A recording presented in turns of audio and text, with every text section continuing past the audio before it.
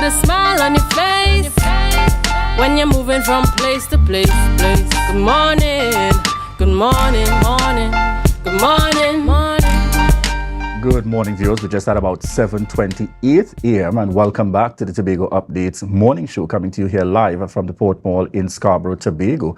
On a set with us this morning, we have Superintendent ROHDILL Kirk of the TTPS, Trinidad and Tobago Police Service, as we speak to crime updates from the TTPS. And we're also chatting this morning about safety tips during the school vacation. As we mentioned earlier, this is the start of the school vacation. A lot of activities happening to keep our children engaged, but at the same time, it's also important for us to speak to the issue of safety. Good morning to you and welcome. Good morning, Julien. Good morning, Tobago. Good morning to your international listeners as well. All right. Excellent indeed. And we're happy to have you here with us this morning. And, I've always described you as one of those that not afraid to face the media. And then I saw one or two times we had some of the other representatives, sergeants, etc. in between. And I know that is part of your grooming process to make sure that there's a wide array. Of course it is. Of course. All right. Certainly. As we have you on this morning, we're going to dive straight on in. Yesterday, particularly last night or so, we heard of what would have been a major accident that took place in the Magdalena area. Any updates for us on that? What I could tell you that persons were injured, yes, indeed. Thankfully, there were no fatalities. And, we continue to urge persons to exercise the greatest level of caution when using the roadways. We already have 2 fatalities for the year 2024, and we're trying to keep it at that minimal. So again, time and time again, I reach out to persons using the road to exercise, obey the traffic laws, obey the traffic regulations. And I think once we do that, once we give consideration for other persons using the road, I think that, we'll be okay. So again, I reach out to the Tobago public, exercise that level of caution on the roadways. I want to use the opportunity as well, the reminder to persons in relation to speed limits, because some tend to think if the road is clearer, I could go faster versus if the speed limit, particularly in that area and on the highway there for us. Right. There are certain areas along that highway which have 2 main speed limit, mainly 50 in some areas and 80 in some areas. Like, for example, if you are coming from the east, between that hoop stretch and the backlit traffic lights, it's 50 kilometers per hour. After the traffic lights at backlit, go right down, it is 80. Until you pass the Shervan traffic lights, again in that area, it's 50. But some people, like the vehicles that they drive are a bit too, hard for them to control. I know that it's sometimes when you build up the momentum, it's hard to come back. But you have to be mindful of the speed limits. And I know in the near future, I will provide the list of areas in which with the necessary speed limits so that persons could be aware as to, the speed limits on the nation's roadway. All right, excellent. We want to also get from you updates in relation to our progress with regards to solving some of these murders and crimes and so on happening in Tobago. Of course, the numbers rising uncomfortably, and by that I mean one is already too much in the Tobago space, and we're at more than that. What has been the progress in terms of treating with and attempting to find those who are responsible? Again, I must commend my officers for the work that they are doing. We have had 5 murders for 2024 so far. The first one that happened on New Year's Day, we had a person charged and is before the court for that. There are others you may see very soon that we may break some ground in terms of our success. Too early to say something now, but I know that there are things in the making that will see other perpetrators facing the court for some of the murders that occur. And again, I want to let people know that, give us that chance. Give us that, be patient. Murder investigations are one that I always say a very complex investigation. And we want to get it right the first time. So notwithstanding, you see it may take some time. The police are working behind the scenes. In respect to the shooting at next to the Signal Secondary School, suspect was arrested and charged. He was denied bail and is due to appear in court again sometime in August this year. He was charged with several offenses: shooting with intent, possession of firearm, etc. There were one other shooting in which a suspect is also in custody, and very soon that suspect should appear in court. So there have been some successes over the week, and the police again, in spite of the challenges, are working hard to bring some of these matters to solution, and you're going to see that going forward. All right. Superintendent Kirk, I also wanted to bring some clarity to our matter. So just about a week or so ago, I was in the vicinity of the Rockley traffic light. Of course, saw police dashing out behind a vehicle, a high-speed chase there, I would describe it as, between that Rockley and Codler Hall traffic light.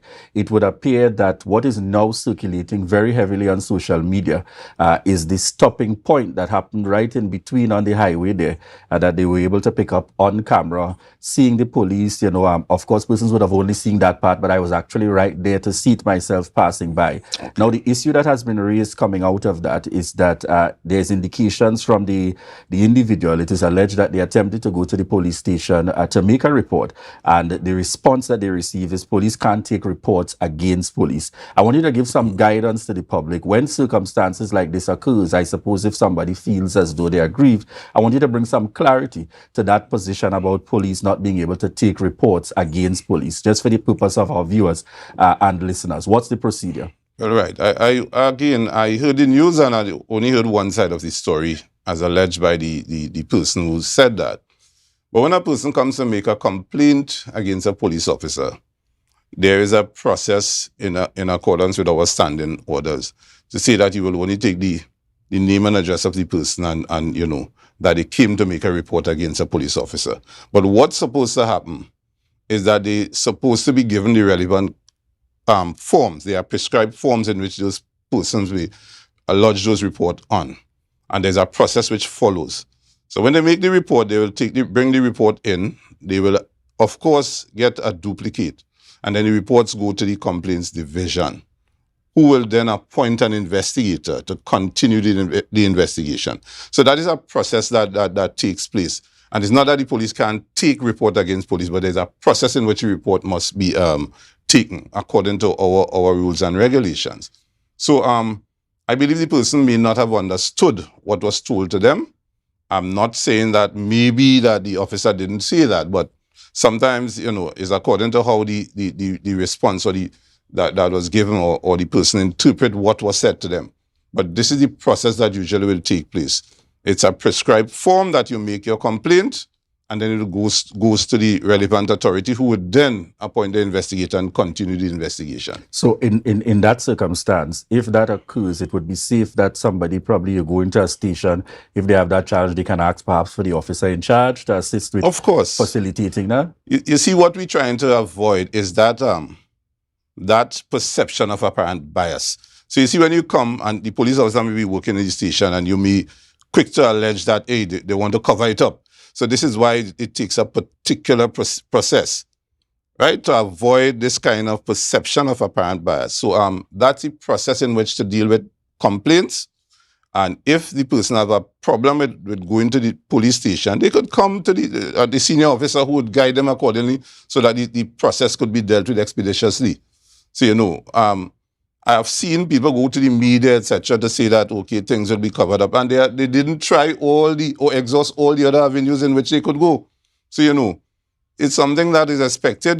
People are grieved and they will do a particular thing. But if there's a problem or an issue with you making a report, come to the senior officers. All right. Okay. And that's located at the stations itself? Or there's the main building? Our admin office located at the ADB building, number 12 Young Street.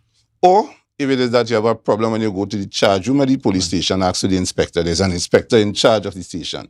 So deal with the inspector, and the inspector will guide you accordingly. All right. So viewers and listeners, there are avenues available there. In the first instance, you'd go right to the charge room. If you're not getting the redress or the information that you require, the forms and so to follow the process, you can also deal with the inspector in charge. And if that also fails, you have the avenue of going to the relevant authorities, senior at that in the police service, to ensure that you're able to make the necessary submission. So just to clarify, it's not that you cannot report an incident or a circumstance, but of course to keep the process very fair. Let me also reiterate that you could go to any police station to make a report concerning that.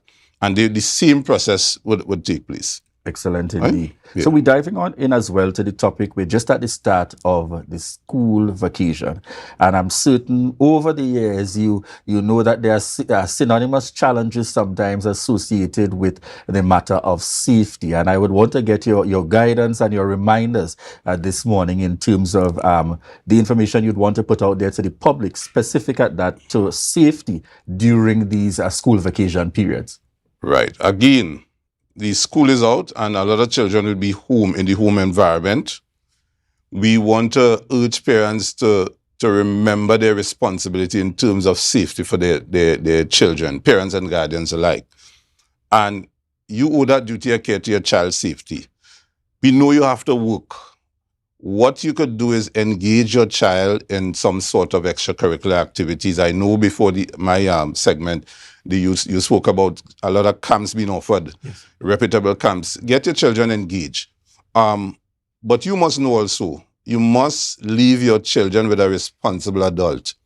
Because, sometimes we leave the children and the children are wandering all about the roadways. And again, I want to assure parents again, your responsibility in terms of children of tender age are very vulnerable. I see a lot of children walking alongside the roadway alone, children like 6 and 7 and 8. That should not be encouraged. Unfortunately, I'm seeing in the public space about the accident with the child. I want to assure the public that the matter is being investigated and not like people say that it's been swept under the carpet.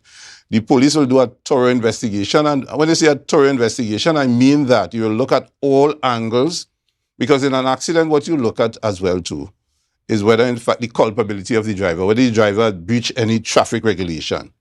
And we must also look at the fact that, I don't have all the facts, but we must look at the fact that whether the child of such an age, that child who was in the company of that child, if that child was alone on the road, you're looking at all of that. Again, that is why I want to assure parents, don't leave your children to wander about the roadway by themselves. You have a responsibility as well. And I want to take this opportunity to wish the parents of that child and to wish the child a speedy recovery. And again, I want to confirm that the investigation is ongoing and the police will do all within their power to bring this investigation to a closure. All right. What are your suggestions? And as we're talking camps as well, and I know you mentioned a very key word there, reputable. What should parents do beyond just seeing an ad or something saying this is an activity or camp for your child? Do the investigation. Look at who are the organizers, who are the hosts. Look at all of that and do your due diligence. Because it's not that you just pick up a child and send them to a camp, because you must look to see what the person's involved. Because, sometimes, sorry to say, sometimes you will have pedophiles, you will have all kind of persons involved in these activities. So you have to do your due diligence and ensure that what you're getting into your child into is something that you'll be comfortable with at the end of the day.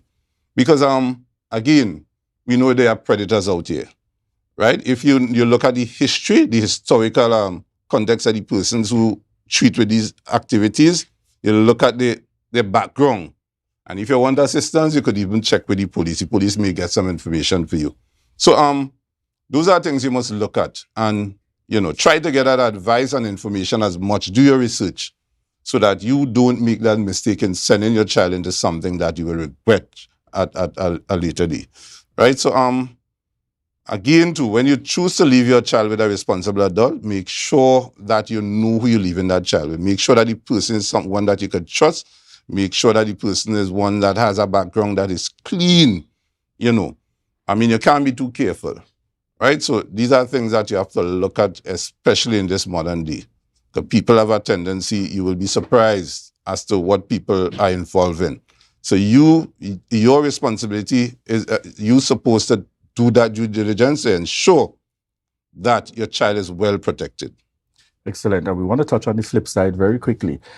Those who believe the children and the child responsible enough, the eldest one who might not necessarily be at that adult age, is old enough or mature enough to take care of the one or two other younger ones that might be in the household when I'm running off to work to come back, or running out of the house for about a little hour or two and I can't find an adult to stay with them. What is your advice and guidance and probably admonition based on the law as it relates to those? Again, the law says that a child is a person under the age of 18 years old.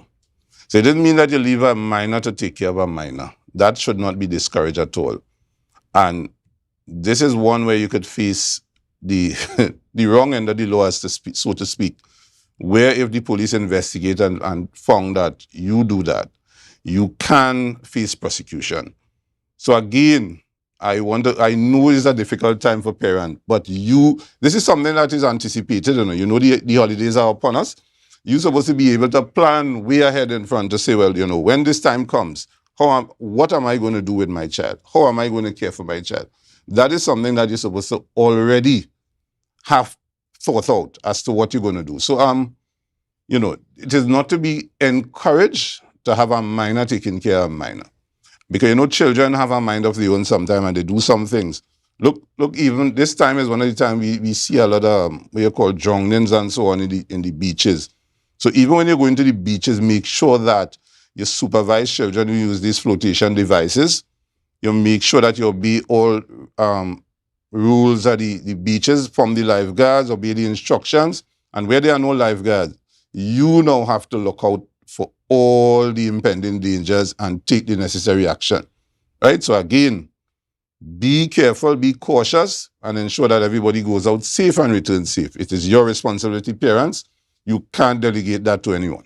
We have a Tobago technicality where people tend to say they're in the house, but I ask the neighbor to cast an eye. Is that acceptable as leaving the children in the care of an adult?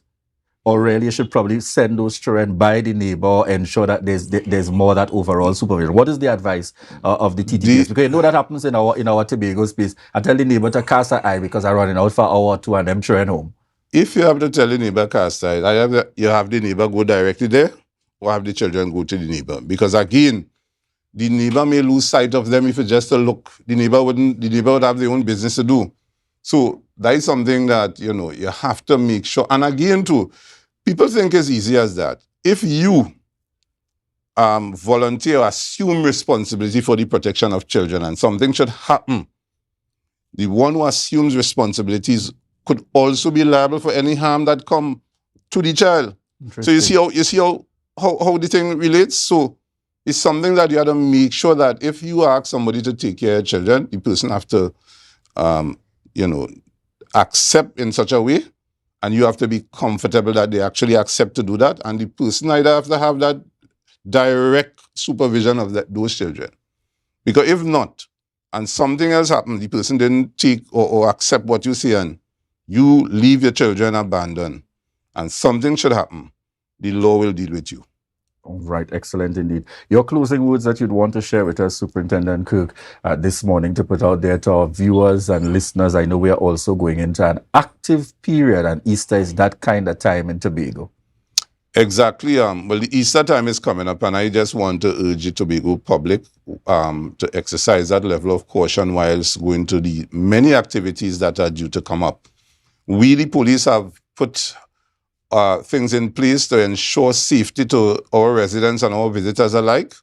You will see us on the road. You will see visibility. We will do that. We'll do our best to ensure that the island is policed. We want to continue to urge the Tobago population to continue to cooperate with us. We have had a good relationship with the members of the public, and we continue to work alongside the public, continue to create and foster that partnership. We also want you to know that in spite of what you see going around in the public space, the police will not try to cover up anything that involves police officers. I think we go on past, we are in the 21st century now, and there are so many things that will prevent that. So, I want the public to know that we are going to do our best to investigate thoroughly any allegations made against police officers, and just give us the opportunity. We will do what we need to do. And when you look, you will see at the end of the day, you will realize that we are genuine, we can be trusted, and we continue to urge you to continue to work with us. Excellent. And I think a quick question coming in. Can we also look out to the traffic restrictions later on this week for Monday and Tuesday, which is between the Mount Pleasant area, with the activities happening for Easter, and Tuesday in terms of Buku? Yes, basically, we'll have police officers working at these events, and we will put out something as we go forward. You know that area will be very congested in terms of pedestrian and vehicular traffic. Police officers will be on the road, and you will see that you will be notified in time as to how the roadways will be used. Excellent indeed. So that gentle reminder to all out there, we got that responsibility. We got to work hand in hand with the TTPS, most definitely. And folks, yes, we are on the school vacation. Don't fall into the trap as it may put you in problems with the law. And interesting enough, something I learned this morning, even that neighbor cast in the eye, or the individual who may have decided to take responsibility, you can also be held, liable in some way, form, or fashion, in addition to the parents, as the individuals taking on that responsibility. So let's make sure we continue to care for our children and young persons out there, especially those who are under the age, so that we leave them within proper supervision and management in times where we are not around. Thank you very much again, Superintendent ROHDILL Kirk of the TTPS, for joining us here on set this morning on the Tobago Updates morning show. Quick shout outs to some of our viewers on the live this morning. I see Alicia Devine's in the mix, Auntie Dora Lyons, Sharon Mills. I see Sanisha Renwick, Auntie Helen out there, Lavian in the mix, Terry Trinidad, Rodney Pigott, Pearl Murray Beard, Lisa James, Myrna Roberts Quashy. Good morning, Julia Brown. To each and every one of you, we want to say thank you so much for continuing to choose the Tobago Updates morning show. And at this point, viewers, we want to remind you that this is your opportunity to share the live, share the live, share the live. We'll be right back.